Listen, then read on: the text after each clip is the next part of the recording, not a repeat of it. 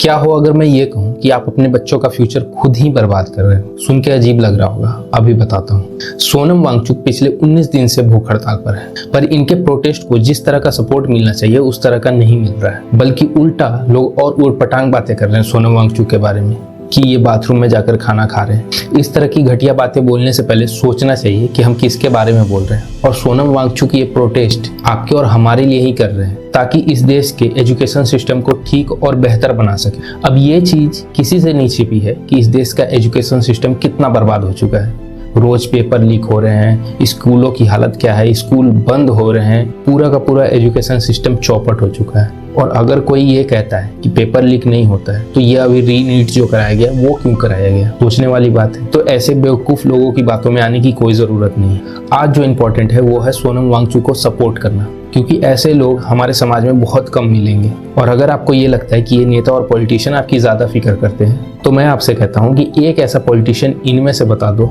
जो आप लोगों के लिए गोली खाने को तैयार हो, सूली चढ़ने को तैयार हो, या भूख हड़ताल 10-20 दिन तक रखने को तैयार हो।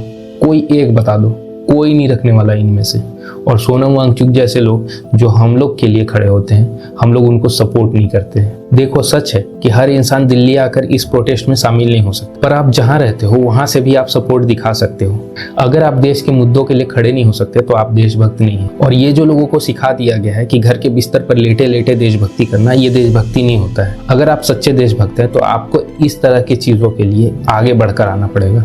जरूरी नहीं है कि ये प्रोटेस्ट कामयाब होगा, इस प्रोटेस्ट को करने वाले लोगों की जीत होगी, पर हारना भी इस तरह से है कि जीतने वाले की टांगे कांप जाए, ये सोचकर कि उसके लिए हार कितनी करीब। तो हमें साथ मिलकर इस प्रोटेस्ट से एक स्टेटमेंट देना है इस देश की गवर्नमेंट को कि गवर्नमेंट चाहे किसी की भी हो, उसको सिस्टम को ठीक करना होगा और तरीके से चलाना होगा। और अगर कोई लापरवाही करता है तो उसके लिए हम सब मिलकर उससे लड़ने को तैयार हैं। तो आप में से जो भी इस प्रोटेस्ट को सपोर्ट करता है वो कमेंट में लिख सकता है, आई सपोर्ट सोनम वांगचुक।